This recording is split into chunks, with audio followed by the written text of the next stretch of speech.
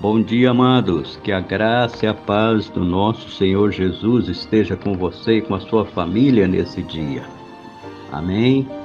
Meus amados, em João, capítulo 1, versículo 14, nos diz o seguinte: E o Verbo se fez carne e habitou entre nós, pleno de graça e de verdade. E vimos a sua glória como a glória do unigênito do Pai.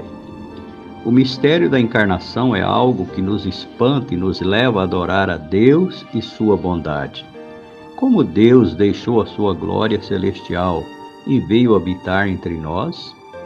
Que salto de humilhação grandioso e inimaginável! Por quê?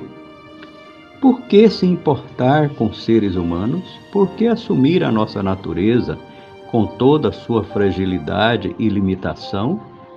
Por que se expor ao pecado e suas agruras? A resposta que a Escritura nos traz é simples e intrigante.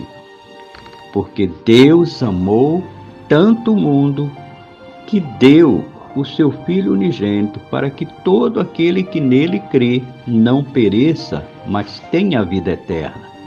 João 3, versículo 16. Jesus, o Verbo vivo de Deus, assumiu a nossa natureza, porém sem pecado. Ele nasceu como um ser humano na plenitude dos tempos, sob a lei, para resgatar o ser humano e reconciliá-lo com Deus. Ele se encarnou porque precisava se identificar conosco em nossas fraquezas. Ele foi tentado em todas as coisas, mas nunca pecou. Assim, Jesus é o homem verdadeiro, nos mostrando como podemos viver uma vida agradável a Deus. Por outro lado, ele é o sumo sacerdote fiel e perfeito, que ofereceu a si mesmo como sacrifício perfeito para Deus. Mas ele não é apenas o ser humano perfeito, mas é o Deus verdadeiro. Os sacrifícios humanos prescritos pela lei eram apenas uma sombra do que haveria de vir, apenas uma imagem do verdadeiro. Cada ritual da lei apontava para uma verdade superior.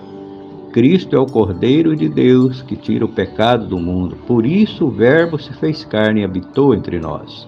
A grandeza desse amor divino pela humanidade perdida é o que nos motiva a adorá-lo.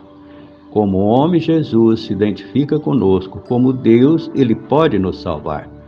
Como Deus, ele cumpriu toda a justiça que o Pai exigia e por sua morte vicária nos justificou. Sim, Jesus é o Verbo, a palavra de Deus, aquele que todas as coisas foram criadas e o único que tem as palavras de vida eterna. Amém? Esta reflexão foi elaborada pelo nosso querido pastor Gilson Souto Maior. Que Deus nos abençoe, que Deus nos conceda um dia cheio da sua graça, do seu poder e da sua unção.